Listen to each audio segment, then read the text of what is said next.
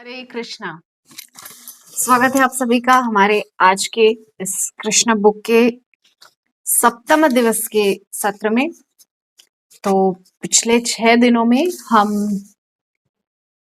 इस कृष्ण पुस्तक के 3 अध्यायों पर चर्चा कर चुके हैं और आज क्रम है चतुर्थ अध्याय का।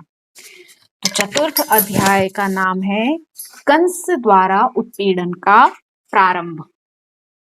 किस प्रकार से? क्योंकि पिछले 6 दिनों में हमने यानी कि कल के सत्र में हमने चर्चा की थी कि कैसे भगवान माता देवकी के गर्भ से प्रकट हुए। भगवान प्रकट हुए, वसुदेव जी उन्हें लेकर के यमुना पार गोकुल में नंद यशोदा के घर पर जाकर उन्हें वहां लिटा दिया माता यशोदा के समीप।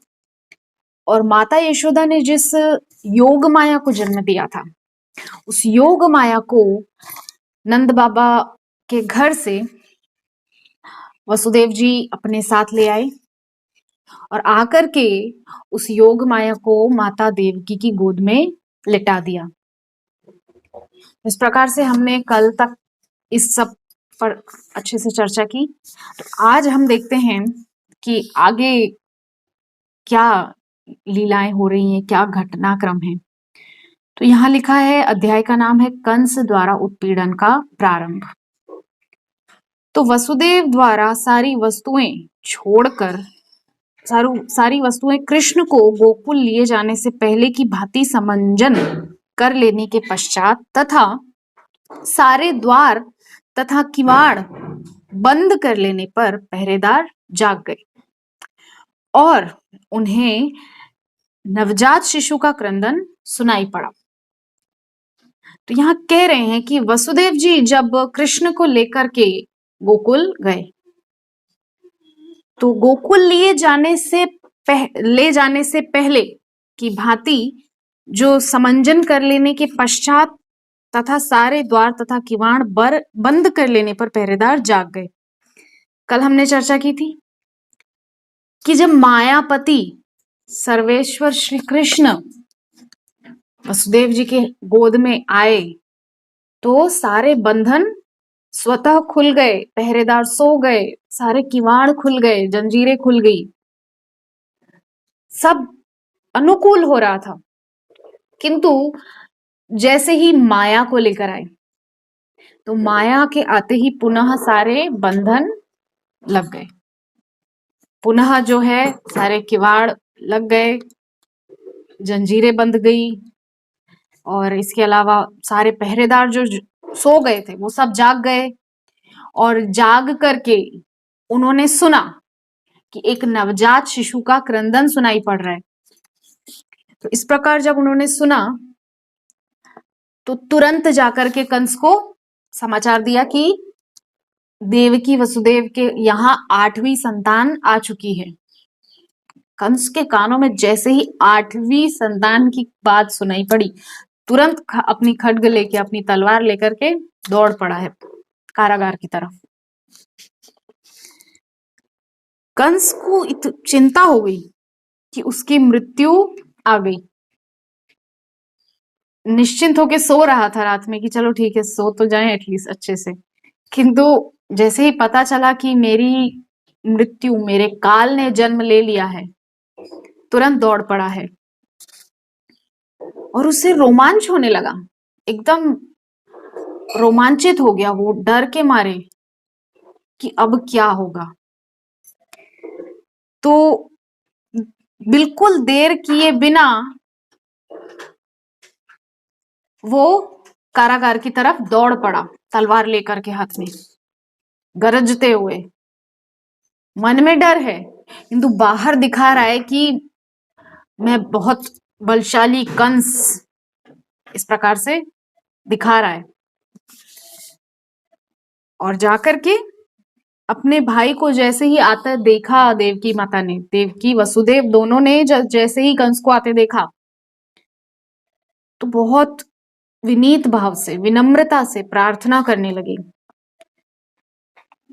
कि आपने हमारे 6 पुत्रों को बड़ी निर्ममता से, क्रूरता से मृत्यु के घाट उतार दिया, किंतु ये तो कन्या है, इससे आपको कोई भय नहीं हो सकता। चूंकि ये कन्या है इसीलिए आप इसको छोड़ दीजिए, मत मारिए। क्या कह रही माता देवकी कि मैं वचन देती हूं कि यह तुम्हारे पुत्र की वधू बनेगी। हम पहले या दूसरे दिन के सत्र में चर्चा कर चुके हैं कि मथुरा में ऐसा रिवाज है कि मथुरा की बेटी मथुरा से ब्याह के बाहर नहीं जाती है, मथुरा के अंदर ही वर ढूंढ करके उसका ब्याह कर दिया जाता है। एक पिता पुत्र की संतान को छोड़ करके विवाह हो जाता है।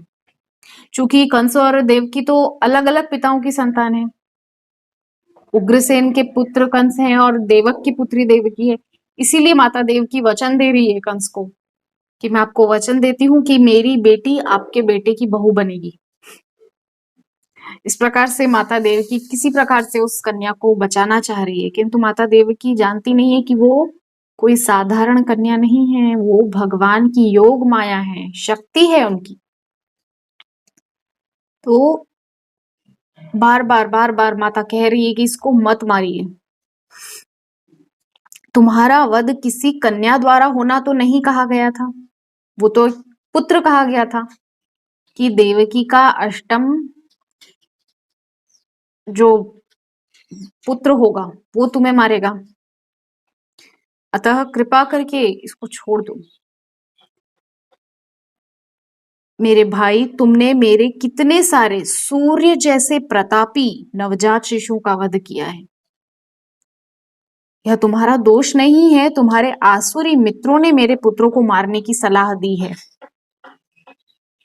क्योंकि जो मूर्ख होते हैं वो संगत भी मूर्खों की करते हैं, तो संगत सारी मूर्खों की थी कंस की। तो जितने वो मूर्ख राजा थे वो सब कंस को इसी प्रकार की सलाह दिया करते थे कि तुम अपने पिता को जेल में डाल दो राज सिंहासन पाने के लिए, तुम देवक महाराज को भी जेल में डाल दो, देव की वसुदेव को भी जेल में डाल दो, उनके पुत्रों को मार दो। इस प्रकार से अपनी रक्षा के लिए दूसरों को कष्ट दो, बस यही उसके मित्र कंस को सिखाया करते थे। तो किंतु अब मैं प्रार्थना करती हूँ, माता देवकी कह रही है कि मैं अब आपसे प्रार्थना करती हूँ कि इस कन्या को तो न मारो, इसे मेरी पुत्री बनकर रहने दो, जीने दो, बख्श दो। किंतु कंस इतना क्रूर था कि देवकी की एक भी कराह आह उसको सुनाई नहीं दे रही थी। वो निज स्वार्थ में इतना अंधा हो चुका था कि उसने, क्योंकि अगर उसके अंदर थोड़ी भी ममता होती तो पिछली जो पहले 6 पुत्रों को मारा है तभी वो समझ गया होता कि मुझे ऐसा नहीं करना चाहिए। किंतु अब तो वो उस चीज को लेकर के बहुत सामान्य हो गया कि ठीक है, मेरे काल है तो मुझे तो मारना है, चाहे नवजात शिशु हो या चाहे जो भी हो, ठीक है। तो उसने अपनी बहन को डांटते हुए नवजात शिशु को बलपूर्वक छीन लिया। उस योग माया, उस कन्या को देवकी के हाथ से, गोद से उठाकर झपट लिया कंस ने, और एक बड़ा सा पत्थर वहां पर था, तो उस पत्थर पे ही वो पहले भी जो 6 पुत्रों को मारा है उसी पत्थर पे पटक के उन नवजात शिशु की हत्या उस क्रूर ने की थी, उस क्रूर कंस ने की थी। किंतु इस बार जैसे ही वो पत्थर पे पटकने को चला तो वो तो योग माया थी, योग माया को मारने की सामर्थ्य है किसी में? हम सब योग माया के वश में हैं। निस्संदेह कंस भी उसी प्रकार योग माया के वश में था, क्योंकि ये प्रकृति योग माया के अधीन चलती है ना। तो कंस ने सोचा कि ये अष्टम पुत्री आई है, इसको मार के मैं अपना काम पूरा कर लेता हूं, किंतु वो तो पत्थर पे पड़ने से पहले ही छूट करके सीधा आकाश में जाकर अष्टभुजी देवी बनकर प्रकट हो गई। अद्भुत स्वरूप उस देवी का। क्योंकि भगवान ने तो पहले ही सब कुछ समझा दिया था, क्या क्या किस प्रकार से करना है उनको, योग माया को एक एक काम अच्छे से समझा दिया था। और ये सब करने के लिए उनको क्या क्या पारितोषिक मिलेगा, ये सब भी भगवान ने पहले ही डिक्लेयर कर दिया था, पहले ही घोषित कर दिया था कि तुम इस प्रकार से मेरी सेवा करोगी तो तुमको कलयुग में विजया, वैष्णवी, इस प्रकार से कई कई अलग अलग नामों से तुम्हें पुकारा जाएगा और तुम्हारी आराधना, देवी की आराधना लोग किया करेंगे। तो भगवान की सेवा एकमात्र वो योग माया कर रही है। तो इस प्रकार से योग माया छूट करके आकाश में अष्टभुजी देवी बनकर प्रकट हुई और अट्टहास करके हंसने लगी कि अरे मूर्ख कंस, तू मुझे क्या मारता है, तुझे मारने वाला तेरा काल इस ब्रज मंडल में ही कहीं जन्म ले चुका है। बस इतना कह करके वो अंतर्धान हो गई। कंस चिल्लाता रह गया, अरे कौन सी जगह है ये तो बताओ। लेकिन बस इतना कह भर के वो योग माया वहां से अंतर्धान हो गई। तो इन सब शब्दों को सुनकर ना कंस भयभीत हो गया और सहानुभूति के कारण उसने तुरंत वसुदेव तथा देवकी की हथकड़ियां तथा बेड़ियां कटवा दी। अब उसको तो भयंकर भय लग गया कि अष्टम गर्भ मेरी पकड़ से दूर कहीं और है, अब मैं उसको कैसे ढूंढूं, ये चुनौती उसके सामने। उसको लग रहा था कि जिसको मैं हाथ में उठा के पटक रहा हूं बस वही मेरा काल है, मेरा काम खत्म, मेरी चिंता खत्म। किंतु कंस नहीं जानता था कि असल काल तो गोकुल में यशोदा मैया की गोद में खेल रहा है। तो इस प्रकार से हथकड़ियां बेड़ियां सब कटवा के और फिर बड़ा विनम्र होकर के देवकी वसुदेव से बहुत ज्ञान की बातें करने लगा, बड़ी बड़ी ज्ञान की बातें कि हे बहन तथा बहनोई, मैंने अपने भांजे आपके शिशु का वध करके असुर की तरह आचरण किया है। मैंने अपने घनिष्ठ संबंधों की रंच मात्र भी परवाह नहीं की। मैं नहीं जानता कि मेरे इन द्वेषपूर्ण कार्यों का संभवतया मुझे नरक का भोग करना पड़े जहां ब्रह्म हत्या करने वाले भेजे जाते हैं। किंतु मैं विस्मित हूं कि आकाशवाणी सच नहीं उतरी। एक्चुअली यहाँ पे कंस दिखावा कर रहा है बहुत अच्छा होने का नंद देवकी वसुदेव के सामने कि मैं अब बहुत ग्लानि महसूस कर रहा हूँ, बहुत ग्लानि का मुझे अनुभव हो रहा है। किंतु मन ही मन वो सोच रहा है कि ये आकाशवाणी सच क्यों नहीं हुई। आकाशवाणी जो कहती है वो तो सच होता है, किंतु आकाशवाणी यहाँ पर गलत कैसे साबित हो गई। तो इस उहापोह में, इस कश्मकश में वो किसी प्रकार से देवकी वसुदेव को जो है थोड़ा सहला रहा है, थोड़ा सांत्वना दे रहा है, झूठा सांत्वना दे रहा है। यद्यपि वो दोनों अब चिंतित नहीं है, उन दोनों को लग रहा है कि आज नहीं तो कल इस क्रूर कंस का विनाश निश्चित है। तो असत्य प्रचार केवल मानव समाज तक ही सीमित नहीं, अब तो ऐसा प्रतीत होता है कि स्वर्ग के देवता भी असत्य भाषण करते हैं। कंस बोल रहे हैं, मुझे ऐसा लगता है कि अब स्वर्ग के देवता भी झूठ बोलने लगे हैं, असत्य भाषण करने लगे हैं। तो इस प्रकार से अपनी भड़ास निकाल रहा है असल में, क्योंकि वो काल जो है अष्टम गर्भ वो तो उसके हाथ आया नहीं। योग माया जो आई थी वो भी छूट करके चली गई, देवकी वसुदेव का कुछ बिगाड़ नहीं पाया। तो इस प्रकार से अपनी भड़ास इस तरह से निकाल रहा है कि स्वर्ग के देवता भी झूठ बोलते हैं इत्यादि, ये सब कह करके। अब ज्ञान, बहुत ज्ञान उन दोनों के सामने झाड़ रहा है। क्या कह रहा है, मुझे आप दोनों से कुछ नहीं कहना, किंतु फिर भी मेरी प्रार्थना है कि आप अपनी संतानों की मृत्यु के लिए शोक ना करें। अच्छा, तो जब उन दोनों को समझा रहा है कि मृत्यु के लिए शोक ना करे, तो खुद की मृत्यु के लिए चिंतित क्यों है? ये होता है मूर्खों का लक्षण। हम में से प्रत्येक व्यक्ति पराशक्ति के वश में है और वह पराशक्ति हमें एक साथ नहीं रहने देती। हमें कालक्रम में अपने मित्रों तथा परिजनों से विलग होना ही पड़ता है, किंतु हमें यह निश्चित रूप से जान लेना चाहिए कि विभिन्न भौतिक शरीरों के न रहने पर भी आत्मा अक्षत रूप में निरंतर बनी रहती है। कौन कह रहा है ये ज्ञान? महान महात्मा श्री कंस जी कह रहे हैं। बड़ा हास्यास्पद ये जो है पैराग्राफ है, और सच में कंस ने ये सब घटनाक्रम होने के बाद देवकी वसुदेव के सामने बहुत ज्ञान झाड़ा था। जैसे हिरण्याक्ष की मृत्यु के पश्चात हिरण्यकश्यपु ने अपने कुटुंब वासियों को, अपने दैत्य कुल वासियों को बहुत ज्ञान झाड़ा था उनके सामने कि इस प्रकार से रुदन नहीं करना चाहिए।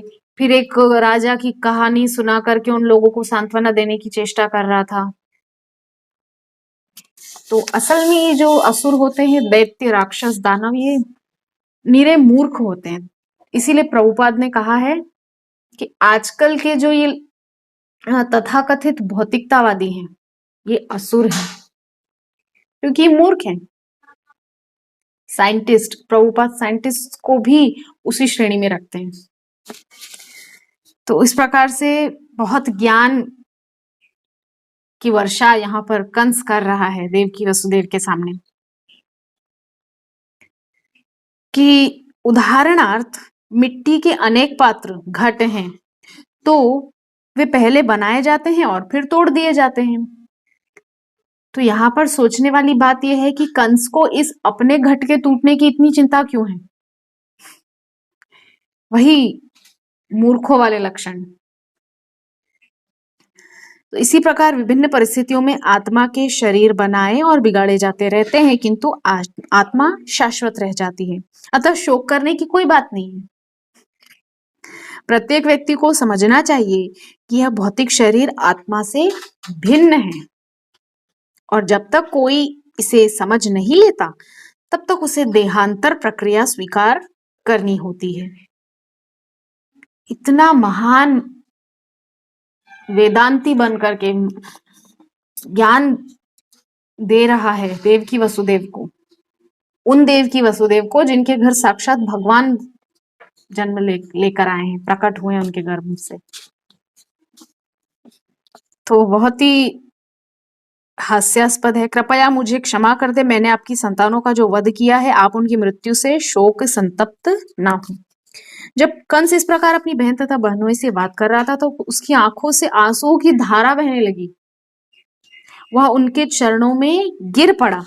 कंस ने जिस दुर्गा देवी को मारने का प्रयत्न किया था, उसी के वचनों पर विश्वास करते हुए उसने अपने बहनोई तथा बहन को तुरंत बंधन मुक्त कर दिया, और उसने स्वयं उनकी हथकड़ियां खोली और उनको पुनः उनके सुंदर सुंदर वस्त्र उनको धारण करवाए, पूरी तरह आदर सत्कार उनके साथ किया।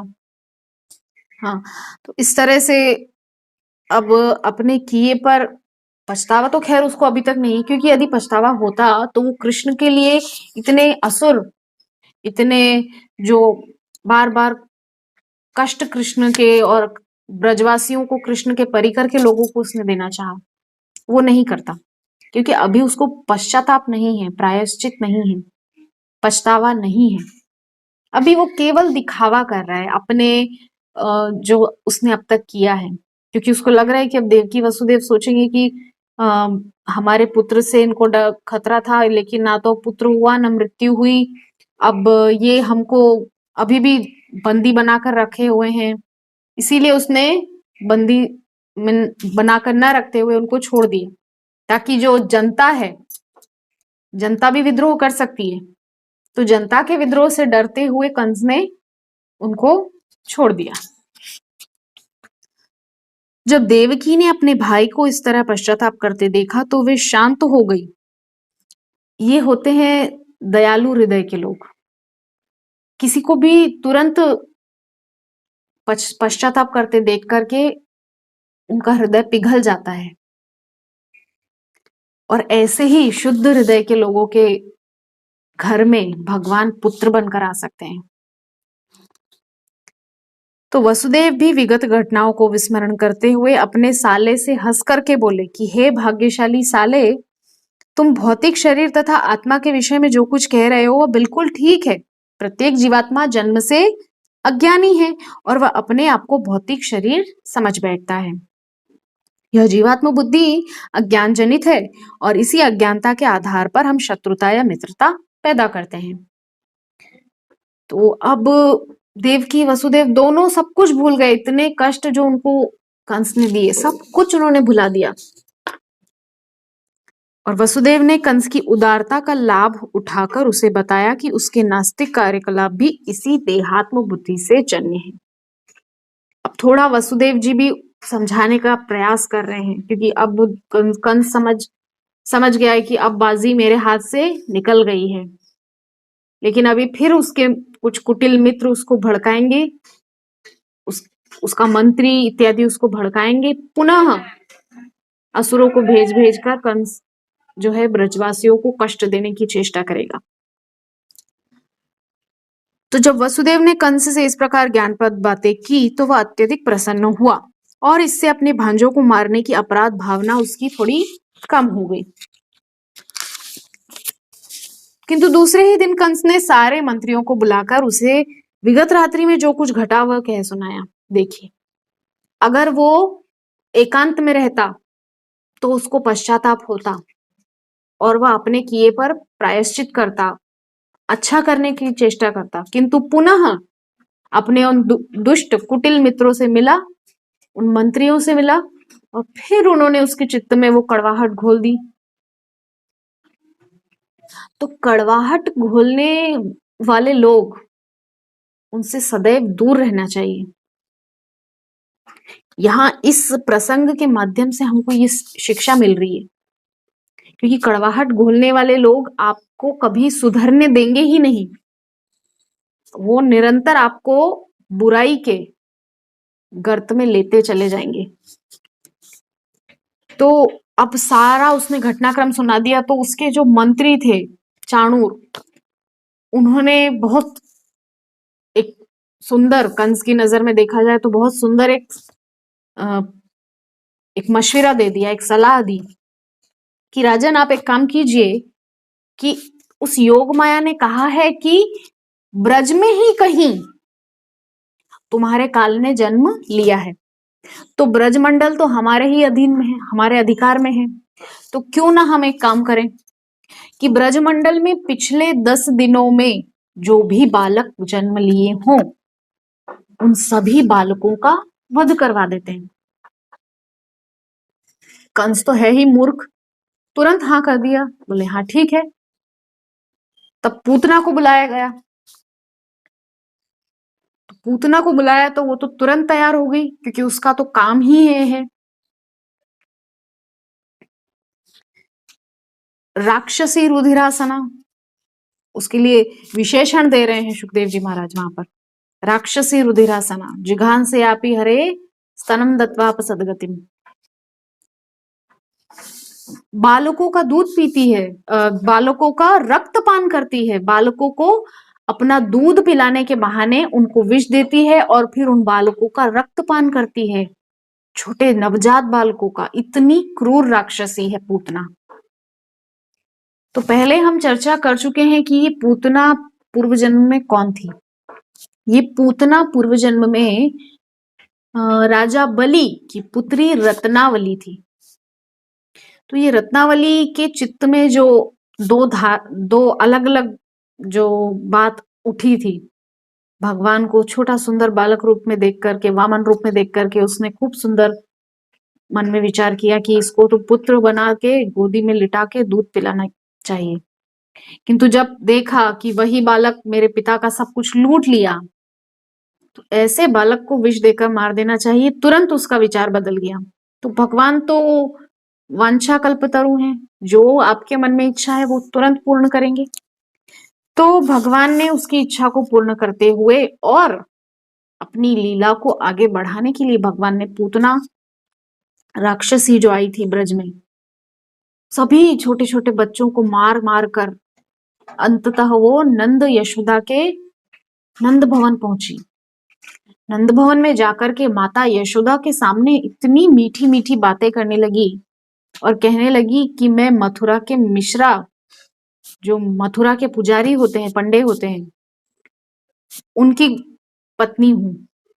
तो मेरे पति तो आकर के देख गए थे आपके बालक को, लेकिन मुझे समय नहीं मिला था, मैं मायके गई थी और आज ही आई हूँ मायके से, तो सोचा देखा हूँ नंदरानी के बेटा कैसा है। तो बड़ी चालाकी से नंदरानी से पुत्र अपनी गोदी में ले लिया। नंदरानी तो माता रोहिणी के साथ में और घर की सब व्यवस्थाएं देखने में लगी थी। बहुत विशाल महल था नंद बाबा का।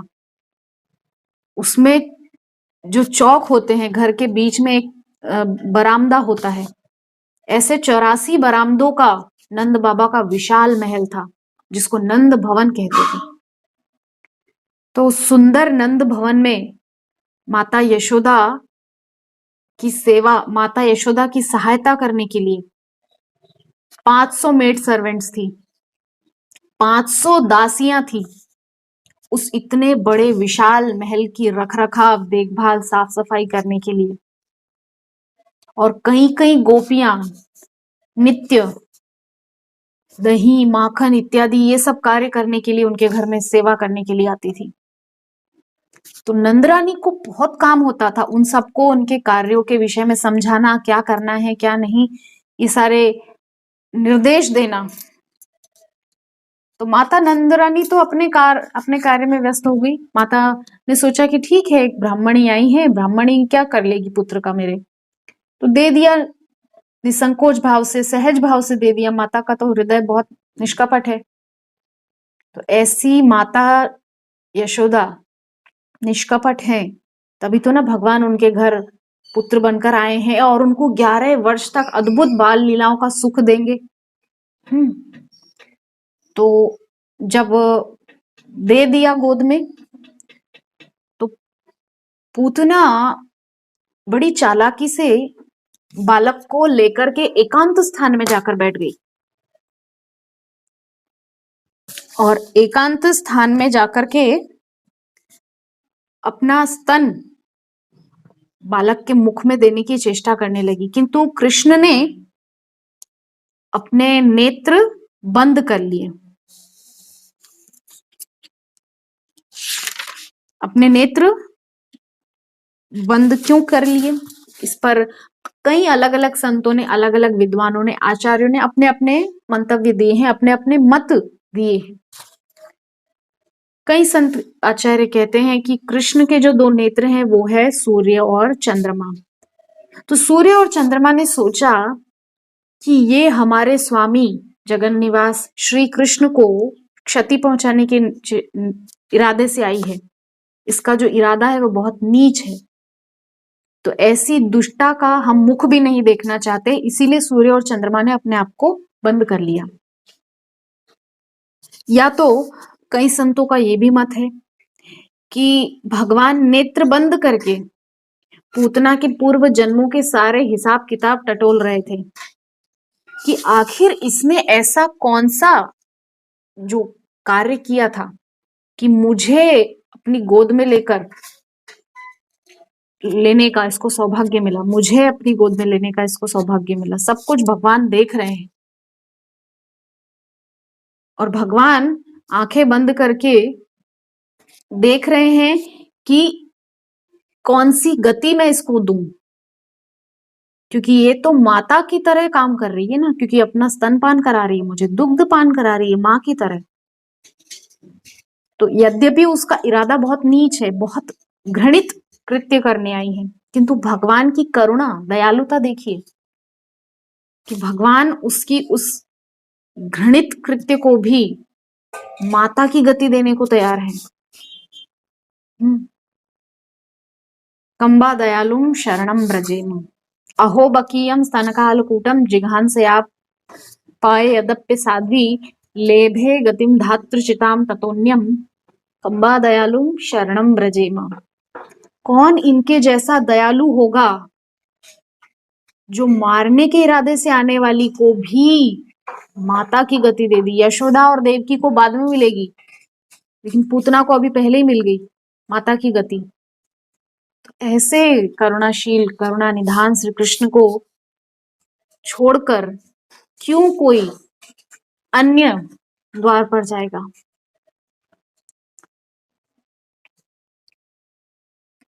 तो इस प्रकार से यहाँ पर नंद बाबा तथा वसुदेव जी की भेंट, पंचम जो अध्याय है तो उसका नाम है नंद तथा वसुदेव की भेंट। तो यहाँ पर इस अध्याय के माध्यम से प्रभुपाद बता रहे हैं कि नंद बाबा वार्षिक कर देने के लिए आते थे मथुरा। तो जब मथुरा आए तो नंद बाबा ने वसुदेव जी से भेंट की जाकर के। तो वसुदेव जी ने प्रसन्नता दिखाई, यद्यपि खुद बहुत कष्ट झेल चुके हैं, 6 पुत्रों की मृत्यु, 7वां पुत्र रोहिणी के पास गर्भ स्थानांतरित हो गया, 8वां पुत्र को खुद जाकर के छोड़ कर आए पत्थर रख के दिल पर।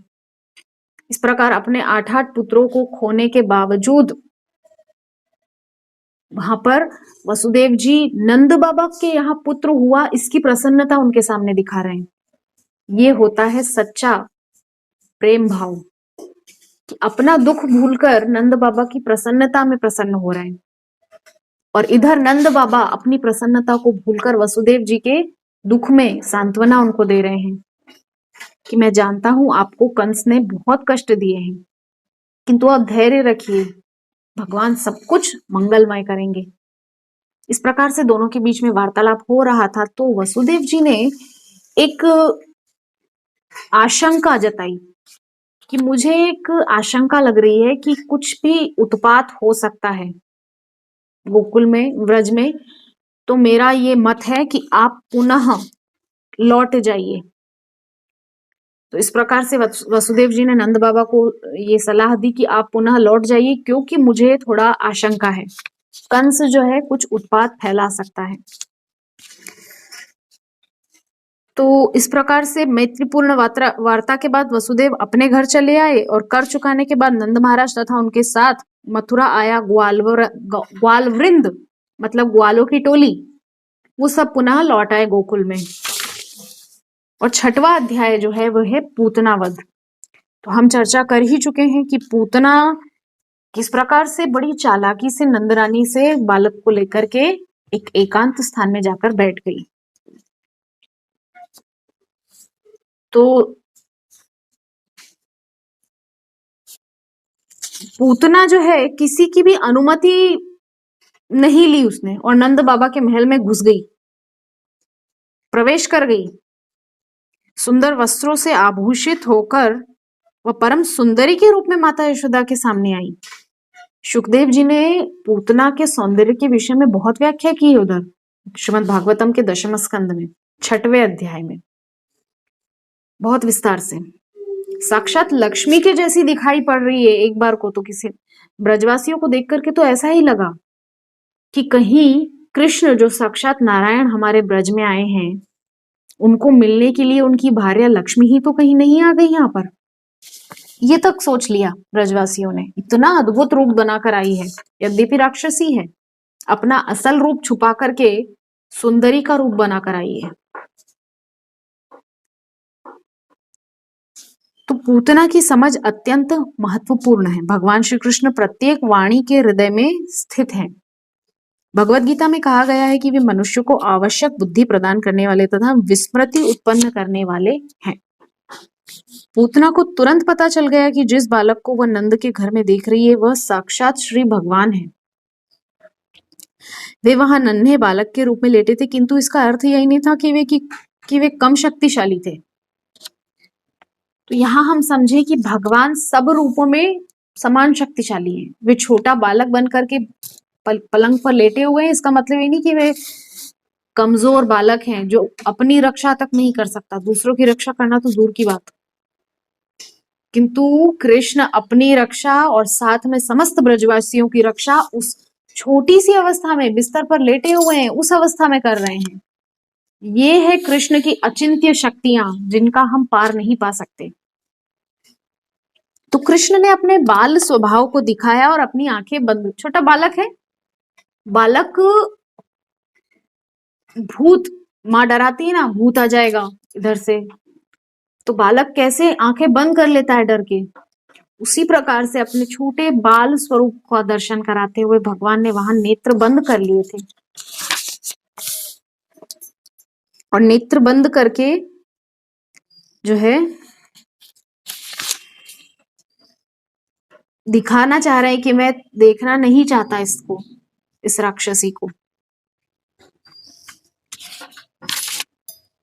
इतने बालकों का वध करने वाली इस दुष्टा बाल घातिनी का मुख भगवान देखना नहीं चाह रहे थे।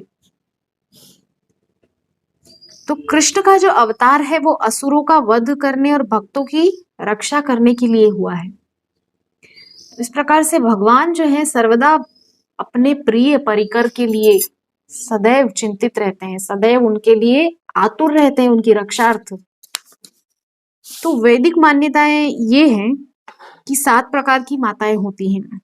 अपनी स्वयं की माता जननी, उसके बाद गुरु माता, उसके बाद रानी यानी कि राजा की पत्नी, तत्पश्चात ब्राह्मणी जो ब्राह्मण की पत्नी होती है, तत्पश्चात गाय, इसके पश्चात धाय माँ जो कि पालन पोषण करती है जन्म के बाद, तत्पश्चात पृथ्वी यानी कि भूदेवी, क्योंकि पूतना कृष्ण को अपनी गोद में लेकर स्तनपान कराने आई थी, अतः कृष्ण ने उसे अपनी माता के रूप में स्वीकार किया।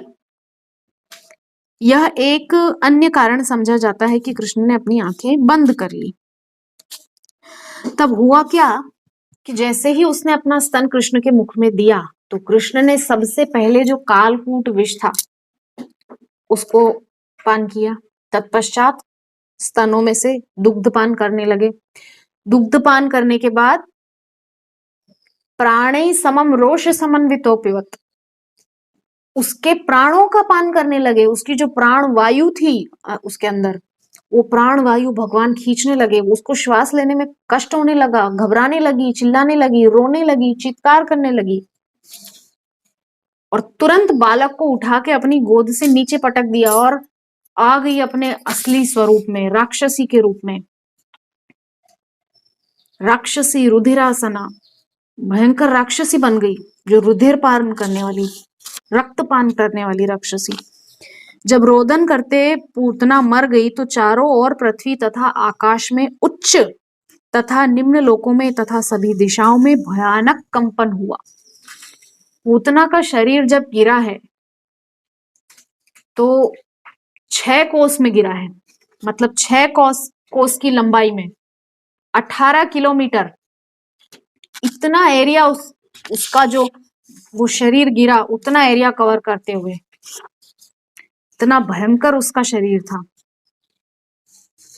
वह उस प्रकार गिर पड़ी जिस प्रकार इंद्र के वज्र प्रहार से वृत्रासुर गिर पड़ा था।